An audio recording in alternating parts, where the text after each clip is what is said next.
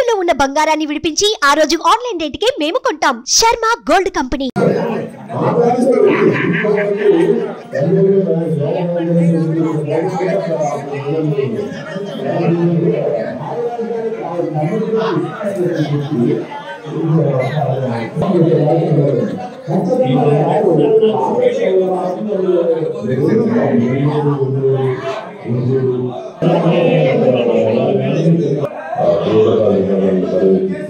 ఎందుకంటే అలాగే ఆయన ప్రతిపక్ష నేత వస్తున్న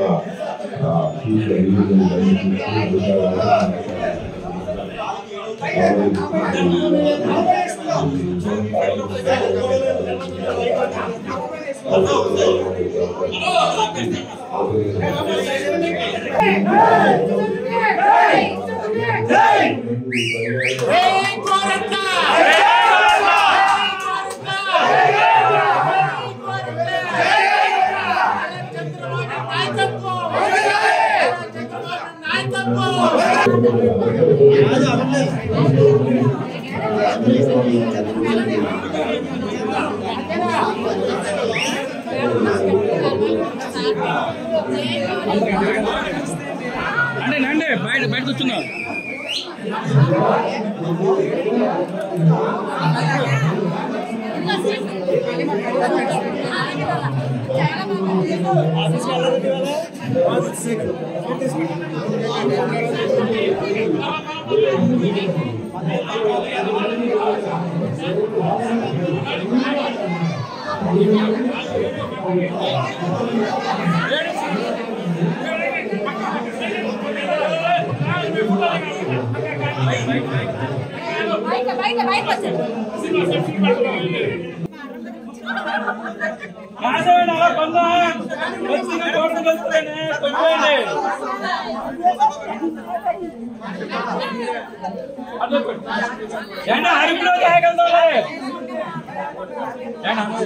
మా ఆనందం ఇచ్చేయించాడు.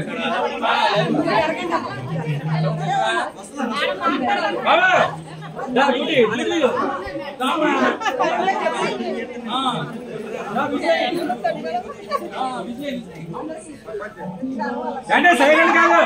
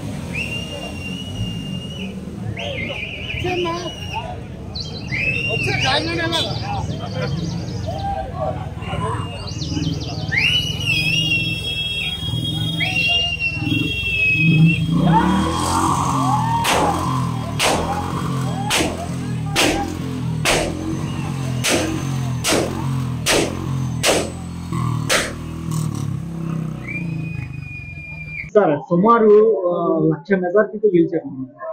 1,00,000 లేదండి, 60,000 చిల్లరలో గెలుస్తున్నాను. ఇది ప్రజా విజయం. ప్రభుత్వ అవినీతి అసమర్థ విధానాలకి శాడిస్ట్ మనస్తత్వానికి చెంపపెట్టు. బుద్ధి లేని ప్రభుత్వం ఇష్టారాజ్యంగా ప్రజాస్వామ్యాన్ని అపహాస్యం చేస్తూ చట్టం లేదు న్యాయం లేదు అనే విధానంలో నడిచింది ప్రభుత్వం. అభివృద్ధి లేకుండా పోయిన ఆంధ్ర రాష్ట్రానికి దిక్కవరనేది ఆలోచించారు. చంద్రబాబు గారు, పవన్ కళ్యాణ్ గారి సారథ్యంలో ప్రభుత్వం ఏర్పడాలని కోరుకున్నారు. దానికి ఈ ప్రభంజనం. వరుసగా మీ విజయాల పట్ల రహస్యం? వరుసగా 10 సార్లు పోటీ చేశాను, 7వ సారి గెలుస్తా ఉన్నాను. ఆల్మోస్ట్ గెలిచినట్టే. 3 సార్లు నేరంలో పోయినాయి. అయినా కూడా ఎందుకంటే ప్రజల మధ్య ఉండి ప్రజా సమస్యలు తెలుసుకున్న వాడిని, సామాన్యులకు అందుబాటులో ఉన్న వ్యక్తిని గనక, అన్ని వర్గాలకి సమాన ప్రాతినిధ్యం చూస్తే గౌరవించే మనిషిని గనక, పెద్దవాళ్ళు చిన్నవాళ్ళ తేడా లేకుండా అందరితో కలిసిపోయే భావన, అభివృద్ధి ధ్యేయంగా పనిచేయడం, గ్రూప్ రాజకీయాలకు అతీతంగా ఉండటమే నా విజయరహస్యం. ఓకే, మీ కార్యకర్తల గురించి చాలా కష్టపడ్డారు. మా కార్యకర్తలు ఏనాడు కసిగా పనిచేశారు. మహిళలు గాని, యువకులు గాని, దళితులు గాని, మైనార్టీలు గాని, అన్ని వర్గాల ప్రజలు, ముఖ్యంగా తెలుగుదేశం, జనసేన, బీజేపీ నాయకులు, కార్యకర్తలు అద్వితీయంగా పనిచేశారు. ఒక కసిగా దృక్పథంలో పనిచేసిన బట్టి ఈ మెజార్టీ లభిస్తా ఉంది. ఫ్యూచర్ ప్రణాళిక నాకు ఎప్పుడు కూడా గెలిచిన తర్వాత ఒక విలేజ్ వైజ్ గా, వార్డుల వారీగా ప్రణాళిక చేసుకోవడం, ఏ సమస్యలు ఉన్నాయో వాటిని పరిష్కారం చేయటం, ఒక ప్రణాళికబద్ధంగా అభివృద్ధి చేసే లక్ష్యంలో పనిచేస్తున్నాను.